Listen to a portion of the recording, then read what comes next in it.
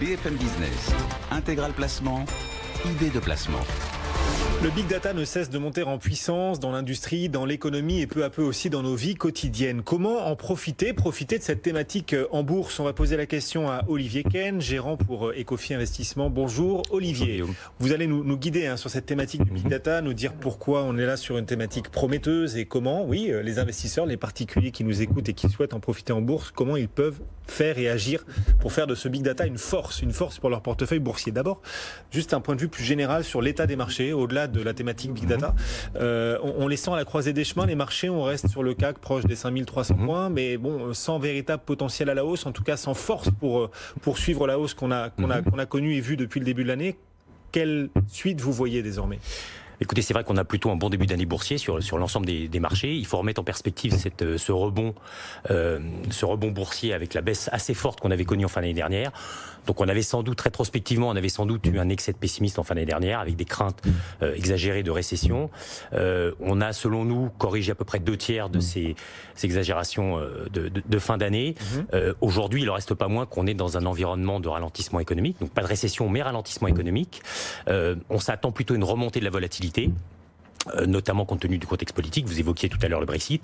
Il y a, il ne faut pas l'oublier, encore les négociations commerciales entre les États-Unis et la Chine. Et comme mentionnaient vos invités au préalable, il y a effectivement potentiellement des sanctions, en tout cas des négociations avec l'Europe. Donc on s'attend à un retour de la volatilité.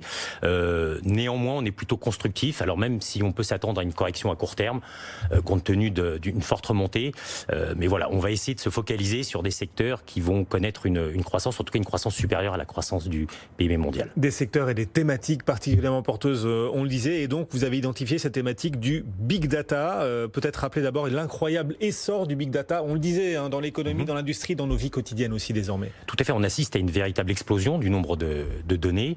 C'est-à-dire on pourrait parler de révolution Internet numéro 2, c'est-à-dire qu'après avoir connecté la quasi-totalité de la population, on connecte maintenant les objets. Donc c'est des objets de la vie courante, ce sont les smartphones, ce sont les tablettes, les montres, les bracelets, des objets de consommation. Mais surtout, on commence à connecter le monde industriel, les machines. Là, c'est un marché colossal. On pense que le marché va connaître une très forte croissance. C'est ce qu'on appelle l'usine 4.0 ou la Smart Factory. L'idée est assez simple. L'idée est de connecter l'ensemble des machines avec des capteurs, équiper les machines de capteurs qui vont collecter un certain nombre d'informations qui vont vous permettre de suivre l'ensemble de la chaîne de production, de prendre des décisions, notamment en termes de maintenance prédictive. Maintenance prédictive, c'est quoi ? En fait, c'est très simple. Vous avez des capteurs qui vont permettre de détecter une faiblesse à venir de la machine et donc de l'arrêter avant qu'elle tombe en panne. Donc avant d'avoir une rupture de la production et de pouvoir la réparer. Voilà. Et globalement, ça vous permet de gérer la chaîne de production de façon plus efficiente en termes de consommation d'énergie et plus efficiente en termes de productivité. Donc avec les objets connectés à la fois de consommation et industrielle, on pense que le nombre d'objets connectés, ces fameux IoT, va exploser. On pense que ça va être multiplié par 2 ou 3 pour atteindre des chiffres. J'ai lu des chiffres de 40 à 50 milliards d'objets connectés dans les 5 prochaines années. Et là, vous parlez de l'industrie, un exemple à travers l'industrie, et on voit le boom. Vous avez donné des chiffres à l'instant, le nombre d'objets connectés qui devrait être multiplié par 3 d'ici 2025, c'est rien, c'est dans à peine 5-6 ans, fois 3.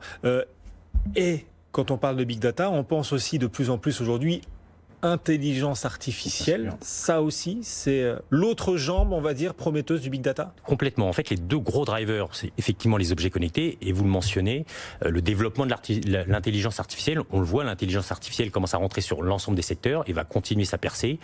On peut penser à la voiture autonome, dans les transports, la voiture autonome, qui a besoin d'algorithmes et donc d'intelligence artificielle. On peut penser également à l'agriculture de précision, qui va vous permettre de semer de façon très précise en fonction de l'étude des sols vos semences. On peut penser également à l'arrivée de l'intelligence artificielle dans les hôpitaux, pour les diagnostics, mais également pour assister les opérations chirurgicales. On peut penser à la finance. Enfin, globalement, l'intelligence artificielle va s'installer petit à petit dans tous les secteurs. Elle a un bel avenir devant elle. Surtout, alors aujourd'hui, quand on en parle comme ça, et vous donniez des exemples, des illustrations de domaines dans lesquels l'intelligence artificielle va pouvoir se déployer, ça paraît encore à beaucoup de particuliers qui nous en font la remarque d'ailleurs, ça leur paraît encore un peu théorique. Tout ça va devenir très pratique, très concret et beaucoup plus fréquent quand la 5G sera là. Oui, tout à fait, parce qu'il y a effectivement une fois que vous avez connecté l'ensemble des machines, des équipements, se pose la question du stockage des données et du traitement des données, et donc de la capacité de traitement et de la bande passante. Donc effectivement, avec l'arrivée de la 5G, notamment pour les véhicules autonomes, on sait d'ores et déjà que pour le déploiement d'une flotte de véhicules autonomes, on aura besoin de cette 5G. Mais la 5G est en train de se mettre en place. Elle est en train de se mettre en place et elle va arriver dans les toutes prochaines années. C'est une question de quelques trimestres désormais. Explosion des données autour du Big Data. Et cette explosion des données autour du Big Data, comme dans un Big Bang, elle crée un nouvel écosystème, un nouvel univers également d'activités qui sont en train de monter en puissance. Exactement. Selon nous, il y a deux conséquences majeures de l'explosion des data. La première, c'est le stockage, puisque si on collecte de plus en plus de données, il faut bien stocker ces données.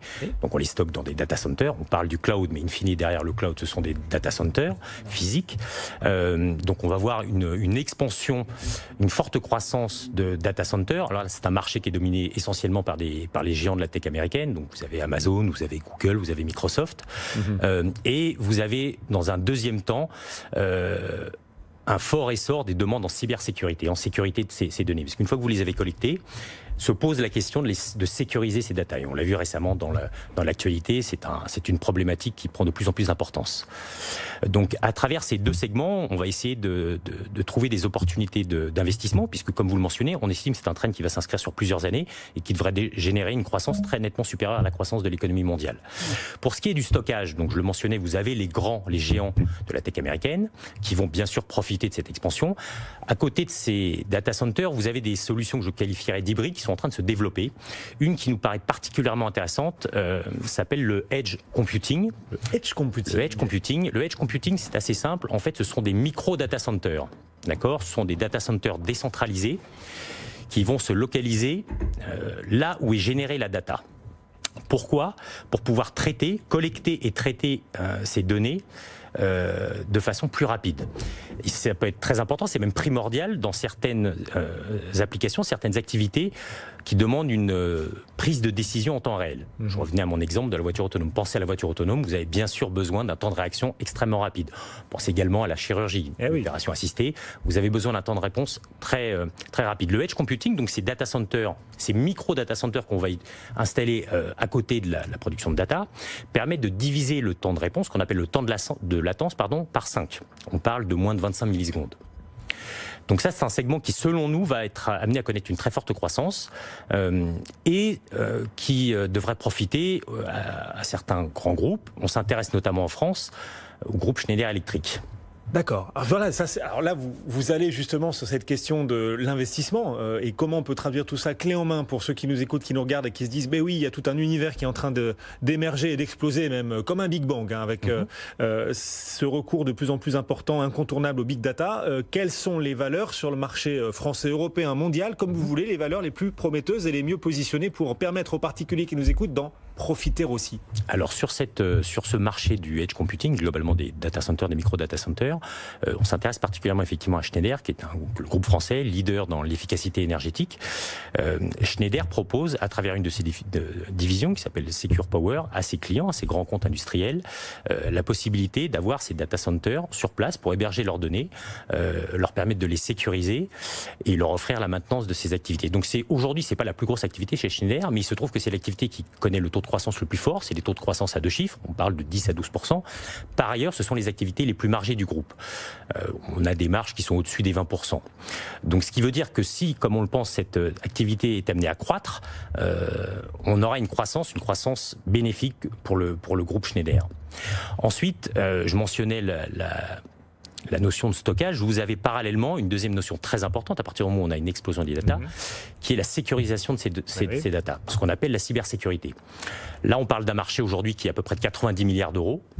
C'est un marché qui croît à 2 chiffres, 10 à 12% par an. Là encore, il faut replacer dans le contexte de services informatiques, qui est plutôt un secteur mature, qui croît entre 5, 6, 7 pour les plus dynamiques, et qui aujourd'hui devient un véritable enjeu, je dirais à la fois stratégique et économique. Alors quelle entreprise, quelle société cotée pour cette cybersécurité ? Alors nous, on aime bien Atos, société française de services informatiques, dont le cœur du métier aujourd'hui est la gestion des données de ses clients à travers une division qui s'appelle Infrastructure Data Management. C'est plus de 50% du chiffre d'affaires. Et à partir du moment où ils aident le client à stocker et à gérer ces données, ils peuvent aujourd'hui leur proposer un service de sécurité à travers leur division Big Data et Sécurité. C'est une division qui fait 900 millions d'euros de chiffre d'affaires. Donc à l'échelle du groupe, c'est pas encore très important. Ça représente à peu près 7% du chiffre d'affaires. Mais là encore, c'est une division qui croît à deux chiffres, 10 à 12%, alors qu'Atos croît entre 3 et 4. Et là encore, c'est la division la plus margée. Par ailleurs, aujourd'hui, quand on regarde un petit peu le paysage global, mondial, Atos, au fil des années, a réussi à se hisser déjà dans le top 5 des acteurs de la cybersécurité. Le management a mentionné récemment qu'il regardait des acquisitions. Donc, en dehors de cette croissance organique de 10 à 12%, on pense que cette division, via acquisition, pourrait rapidement doubler de taille. À partir du moment où cette division a une taille critique, autour des 2 milliards, ils pourraient séparer cette activité et la mettre en bourse, comme ils l'ont fait il y a quelques années avec les paiements. Donc là, ça nous paraît assez intéressant. Et encore une fois, sur un secteur, un segment qui a des vrais enjeux économiques et stratégiques. Atos et Schneider Electric, deux chouchous pour pourquoi pas surfer cette thématique du Big Data, en tout cas des valeurs que vous avez choisies au sein de vos portefeuilles Ecofi Investissement.